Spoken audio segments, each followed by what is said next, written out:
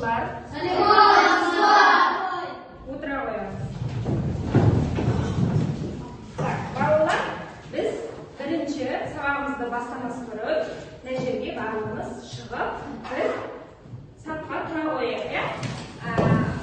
Сыныпқа қалды ахуал тудырайық.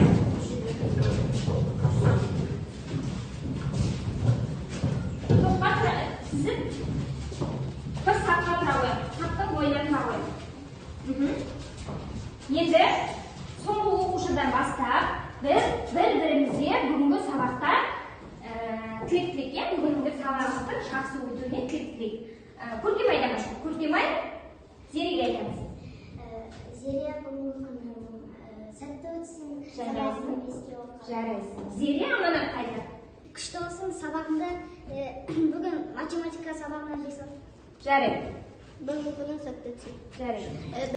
Оқушылар, бүгінгі сабағымыздың тақырыбы ондық бөлшекті оқу және жазу. Ондық бөлшектерді жай бөлшекке айналдыру. Енді балалар, бізде қазір біздің мақсатымыз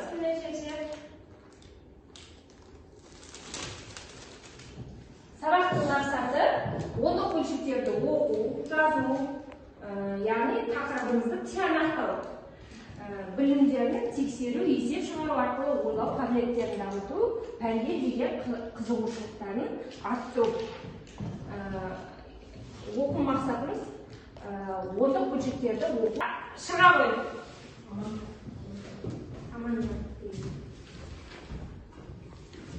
Нөл бүтін жүзден 75 осыны жай бөлшекке айналды. Бізде бұл қандай ондық бөлшек. Осы ондық бөлшекті біз не істейміз? Жай бөлшекке айналдырамыз. Дұрыс.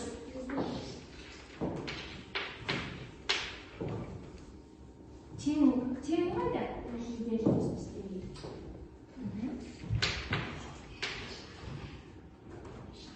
Яғни балдар, бұл тақырыпты біз алдыңғы сағатта өткен болатынбыз, бұл?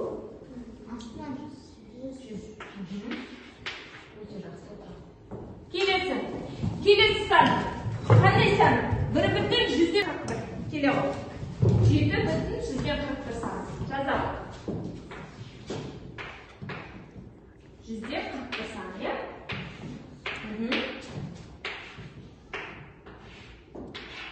Дұрыс. 141. Так, сенің жазып тұрманы, жазып. Мынау қандай сан? Ондық бөлшек. Мынау аралас сан. Дұрыс. Келесі қандай? Қандай сан келесі? Кім айтады? Видео материалымызды көріп алайық.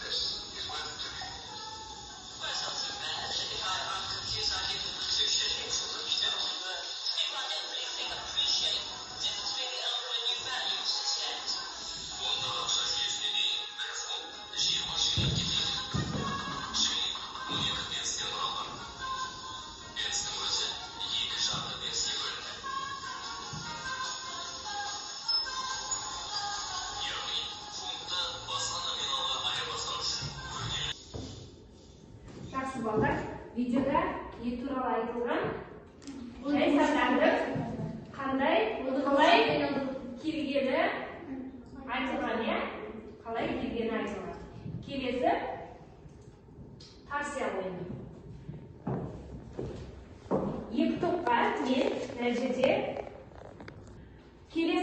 бізде Тарсия ойыны. Тарсия ойыны балдар. Оны қалай дайындаймыз? Біз пазл ойынын білеміз ба? Пазлды жинап құрастырып, пазл құрастырып білеміз бәрі. Міне мен сіздерге арнайы пазл дайындадым. Осы пазлды жинақтау арқылы, біз бір фигура шығарамыз, Міне екі топқа бірдей қылып бердім.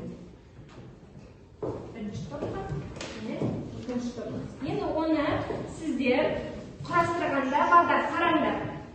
Жай сандарды аралас, ондық бөлшектерді жай сандарға айналдыру арқылы біз мына берілген пазлды құрастыра аламыз, Олай құрастырамыз.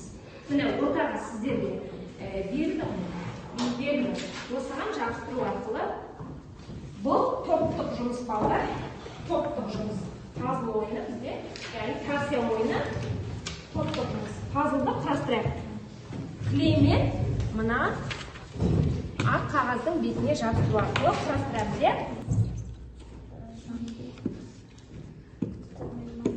шығу керек.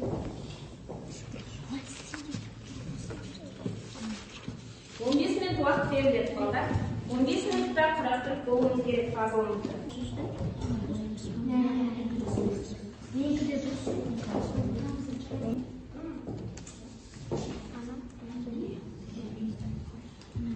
Балдар, бұл сендерге берілген пазл. Ne 29 zaman 65 Жақсы, тоқтатамыз ойынды, міне, шығарып қойдым. Аманат, тұрып айта ғой. Қалай шықты жұмысымыз? Біз не істедік? Үш бұрыш фигура шықты, Оны қалай құрастырдық? Мысалы, түсіндіріп кетші. Бір-екеуін түсіндіріп кете ғой. Мынау біз оқу қалай?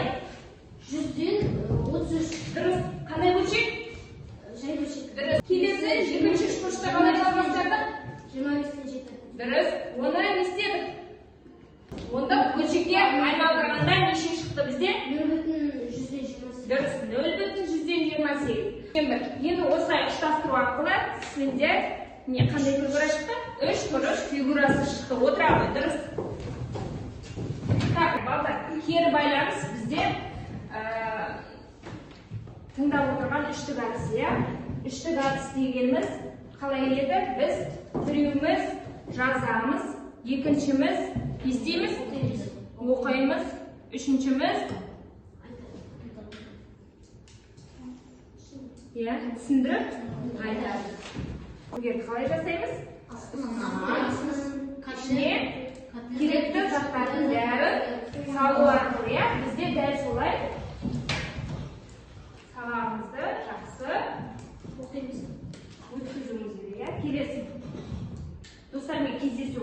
Балдар, сіздерге мынандай қағаз беріледі. Яғни, бұл ненің суреті? Сағаттың суреті. Сосын қазір түсіндірем,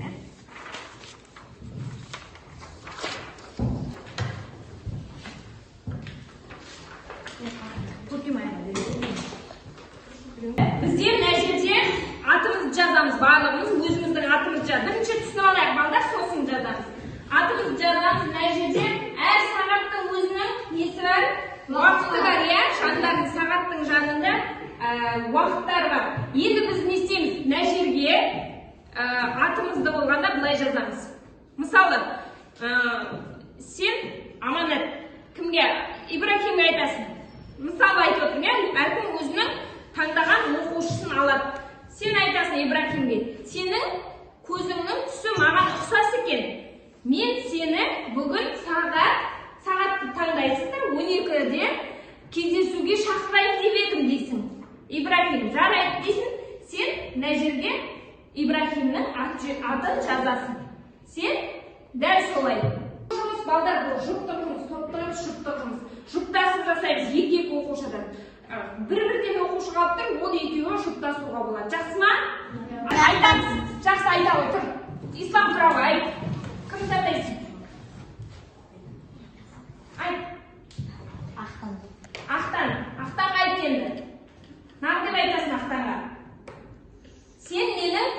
екенсің, иә? Айта ғой. Ибрахим, жарайды. Екеуің бір-біріңіздің аттарыңыз. Сіз Зере айта ғой. Көркемай, мен сені сағат 12-де кездесуге шақырамын. Жақсы. Демеу. Аманат. Аманат, мен сені әлі 3-те шақыруға айтамын. 12-ның есебі қарай. Жазып аламыз. 12. Сағат 12-ның есебі.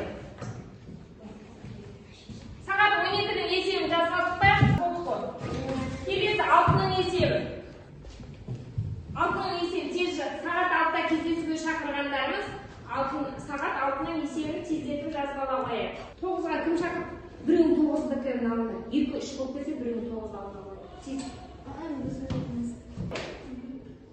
Так, жақсы. Олай болса басынан келейік. Так, 12 жай бөлшектер түріне жазыңдар, жай бөлшек түрінде жазыңдар дейді. Бізге ондық бөлшек берілген, жай бөлшек түрінде жазамыз. Бөлшектен адамыз. Жай бөлшек?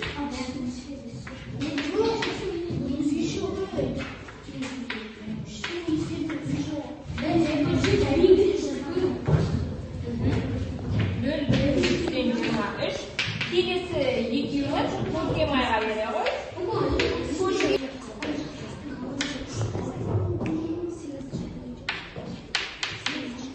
Так, оқушылар, осымен сабағымыз өз мәресіне жетуге аз қалды. Яғни деңгейлік тапсырма беріп, сол тапсырмаларды үйден шығарып келеміз, иә? Деңгейлік тапсырма.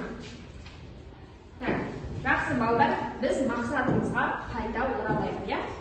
Енді бізде мақсат қандай болды, балдар? Ондық бөлшекті жай бөлшекке айналдыруды үйрену, иә? Үйрендік па? Иә. Енді келесі біз не істейміз? Келесі бізде рефлексия, иә? Көреміз міне. Историяны көрдік па?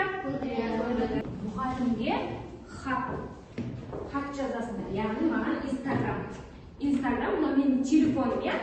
Менің телефоным сіздер, яғни бүгінгі сабақты көрдік, иә? Просмотр жасадық па? Жасадық. Қалай бағалаймыз бір-бірімізді? Лайк басамыз бір-бірімізге. Не істейміз? Бүгінгі сабағымызға кері байланыс ретінде не істейміз? Комментарий жазамыз. Маған хат жазудың алдында оқи ғой, иә? Маған. Сабақ өте қызықты өтті. Жарайсың. Салам. Міне бірінші хат келіп жатыр. Бүгінгі сабақ өте күшті өтті.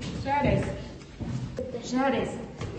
Ешкім қалып қойған жоқ па? Міне балдар, бүгін менің телефоныма сіздерден көптеген хаттар, яғни комментариялар келіп жатыр, иә? Рахмет. Енді сіздерге кезек келді. Мен сіздерді бағаладым, иә?